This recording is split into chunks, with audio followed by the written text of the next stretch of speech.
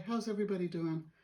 I hope to be able to give you some videos to help you get through some projects at home, and then our goal is to get them into the studio so you can bisque them and fire them. Today I'm going to work on several different objects for the dinnerware assignment for the level 3s and 4s.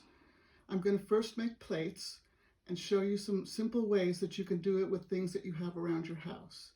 A lot of these things can be modified to work with whatever particular items you have in your house, and you can adjust the forms and adjust the shapes to be what excites you. You don't have to make exactly what I'm making here. Now, we've already rolled out the clay on my slab roller. I am lucky to have that at home. You're going to have to be using a rolling pin probably, and when you're using your rolling pin, be thinking about not pressing too hard when you're at the edges so you have a thick area in the middle and a thin area towards the edges. In order to do that, you'll need to think about how hard you're pressing as you're rolling, and think about whether you're leaning towards the end or leaning towards the beginning. And it helps if you rotate the piece a quarter turn every so often, because then you might be able to even out the thickness differences. A slight variation is not going to make a big difference, but if you have a very thin edge with a very thick middle, it's going to affect the drying of your piece and possibly produce cracks. And that's something we want to avoid. So once you have your piece rolled out, you want it to be roughly 3/8 of an inch. You could go a little bit thicker if you wanted to. I wouldn't go a whole lot thinner, because plates are one of our most prone forms to cracking in ceramics. So a little bit of extra thickness on your clay is going to make that piece more durable, and it's going to make it easier for it to fit through to go through all of the firing processes. I have a bunch of stuff that I've just grabbed from around here. I'm going to use this bucket lid for my first template so I can cut some nice round circles out. And as usual, I lost my knife. Any knife is going to do. You can use your tools that you have, or you can use a table knife. Don't use really good silver, because it's just not good for your silver to have it being used in the ceramic slab. So now that I've cut my one form out, put your scraps aside. You're not going to want to keep buying scraps of clay, so cover them up or put them in a place where you can easily wedge them or recycle them. I'm going to cut 2 plates out at once since I have this nice big slab, and then I'll be able to work more rapidly. But there is no reason you have to roll a big slab out at once. I would focus on rolling out enough to make one piece at a time, and that should be perfect. So I know what I'm going to be doing next, which is going to be making some small bowls and some cups. So I'm going to put these pieces aside so I can rework them for the next project. It's always good to be thinking ahead. That way you're not going to have to work quite as hard for every step of the way. Now, since plates are such a difficult form to make, because when they're sitting in the kiln, on the kiln shelf, the middle of the plate has the resistance of the entire bottom sitting on the kiln shelf. That creates drag when the form is expanding and contracting during the quartz inversions that happen. That makes any kind of variation in thickness or any kind of variation in texture, if you have a thin area or a thick area from texture, more vulnerable to cracking, because that would be the weak spot, where the thin area is or where thin texture would be. So be aware that you don't want to handle these forms excessively. You want to keep them as easy and simple as possible. So I'm going to move it very gently over here. I don't even really like to pick it up that much. If I could avoid picking it up and just slide it onto my hand, I would have, but I didn't really know how to do it with this piece. So the next thing I'm going to do is think about what the edge is going to be like, and if I want to, and I need to, make sure that that edge is a nice, clean, finished edge. Using a piece of fabric like this is great.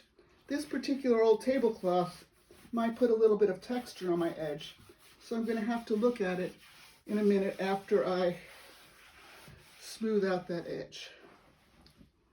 Now all I did was put a crease, and that crease again is a thin area which might make the plate crack during the firing process. So I got rid of that with my thumb. Just make sure it's nice and clean. Now, our simplest thing to do would be to just take this plate and put it on another plate and use the one plate as a mold for this. You can use any, I have a bunch of plates I grabbed from inside the house. It's a regular old plate. This is a piece of semi-crystal, it's quartz crystal. And you can then take this and lay it on one of those plates. I would first put a piece of fabric. You can even put some paper towel down, something to ensure that the clay doesn't stick to that surface. So once you've done that, you can just lay it on your plate mold. This is my plate mold now. And I'm gonna use paper towel because that's what I have right here. And just lay it down there. I'm gonna carefully pick up my plate. I'm gonna lay it on top and press it in to the plate mold, which is a plate. Now, what happens when plates fire in the kiln is they tend to slump down. The combination of the softening of the form during the firing process and gravity makes plates very vulnerable to slumping and then cracking when they slump. So you always want to make your plate have a slight more lift to the edge than you think the final product would be. So bring it up with a little bit of a perky edge to it, and that's going to look, if I have my edge up like this, in all likelihood it's going to end up about like that. So it'll drop down about 1/4 of an inch. Maybe a little bit more depending on your clay, the thickness, and how you handle it. A little bump there I'm going to get rid of. So what I have here is an extremely simple plate. Doesn't mean it won't be lovely if I put a really pretty glaze on it and I integrate all of the pieces in the set together. I could have quite a nice plate. I could also, if I wanted to, embellish the edge in some way that you would find appealing. If you are a baker, you might want to do the pie edge. I'm taking one set of fingers going like that, the other set going like that. So this set is here, that set's there, one set pushes down, one set goes up. So I have a little crimped pie edge on there.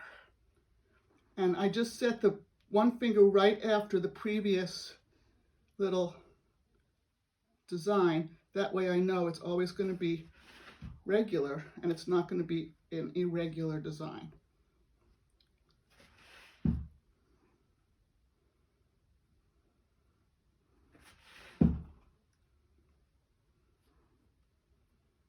I personally prefer plates that have a little bit of almost a bowl shape to them. Now I pushed too hard and I ripped this, I tore this. So I'm going to, because I know my clay, this is a very tough clay, I can come back in and heal it by pushing it together and fix it that way. Not optimum, but it's okay. I think it'll be okay with this clay.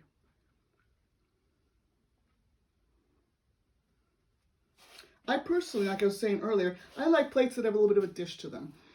I'm Italian, I eat pasta, I don't like the sauce to fall off, I don't like the peas to come off my plate. So I almost always make sure that the plates that I make have some kind of uplift to them. Now, this is, again, a little bit more embellished, but a perfectly fine plate. Slipping off my mold. Don't pick it up like that. You could, if you wanted to, put another set of row of decorations right there. It could be as simple as a line, or you could press something into it. If you're going to press something into it, test it on a little scrap of clay first so you could see if it's a design you would like to look at on your plate edge. Because you don't want to use your plate that you just got all that clay processed from for a test. Now this little sea creature, making a nice little pattern right there. not too deep, because we don't want a very deep pattern when we're making a plate, because that allows food to get trapped in that location. And a functional piece needs to think about the function, and we definitely do not want food trapped in the crevices of our plates. So that little bit of added decoration made the plate a little bit more embellished, and I think it looks pretty nice. Now, when you're drying plates, any plates, you need to dry them slowly. So put a piece of fabric, paper towel, or some other cloth on top of it, washcloth, whatever you have around the house, and then put it in a plastic bag to dry slowly. Don't put it in a draft. Don't allow it to get one side drier than the other, or the edges crisp up and the center still be wet. That's going to promote stress inside the piece and promote cracking during the firing. Plate number 1. Okay, plate number 2 is a very simple form if you don't have a plate laying around. Oops, sorry about that. This is just a pot, just a big old pot. Here's the handle, and this is simply a piece of fabric, not fabric. This is a liner like you would use if you were changing a diaper, or in a dentist's office, they use it on your little chest there to make sure that nothing's being dripped on you. But we now have a little, what we call slump mold. It's going to be a soft shaped irregular plate. It's not going to be as hard and as exacting looking as when you use a plate mold. But we still want to make sure that our edges are nice and softened up so we don't have any stiff, sharp points that could affect you when you were washing it or handling it, or in any other kind of daily use manner. Sometimes it's hard for me to talk and work at the same time. I think it's different parts of the brain. So I softened out my edges, and now, since when I put this in the drape mold, I'm not going to be able to do any kind of changing of the design by pressing the design into it. So if I'm going to want a border design, I'm going to have to do that before I drape it into the mold. So I think all that I would want on a piece like this would be a very simple kind of incised line, and I don't even think I want it to be too exact, because the plate's going to be a little irregular in its shape, and I think by having this design a little wiggly, it lets the person who's going to buy it know that that was my intention from the very beginning, to have a nice soft form. So I just came in, scratched a little line. Can you pick that up and show this into the edge of the plate? You notice it wasn't too deep, because if it was too deep would be something like this. That would be too deep and might tend to cause this to crack. So I just barely pressed down and have a little thin kind of line there, narrow line. Okay, so now I'm just going to take my plate and, thinking about where I want it centered on this mold, put it on and gently press down into the pot. That's what it's doing, it's pressing into a pot. And the deeper I press it, the more of a bowl it's going to become. So you could certainly use this for a plate or a bowl. A large serving bowl might be nice.